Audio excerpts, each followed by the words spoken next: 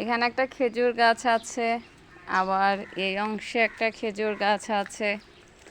এই খেজুর গাছগুলো কিন্তু আমরা কিনে আনিনি, এই খেজুর খেয়ে সেই খেজুরের বীজ থেকে আম্মু চারা করেছে।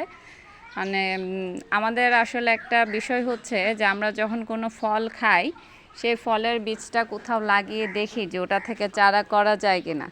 আর বাংলাদেশের মাটি তো বুঝেন, পাখি খেয়ে হাগু করলেও সেখান থেকে মানে গাছ হয়ে যায়। তো এই যে কাঁঠালের চারাটা, এটাও বীজ থেকে করা। এই যে আমের চারা, এটাও বীজ থেকে করা। এই যে এখানে যা দেখছেন, এই যে এই আতাফলের চারাটা বীজ থেকে করা। এই আম গাছটা আমি কিনে এনেছি, এটা কলাবতী আমের চারা। কিন্তু এখানে যে নতুন চারাগুলো উঠেছে, যদিও বাড়িতে লাগানোর জায়গা নাই, এখানে আছে, এখানেই হোক, ফল না দেখ অক্সিজেন দিবে, বাতাস দিবে, ঠান্ডা থাকবে, তাই এগুলো আসলে করা।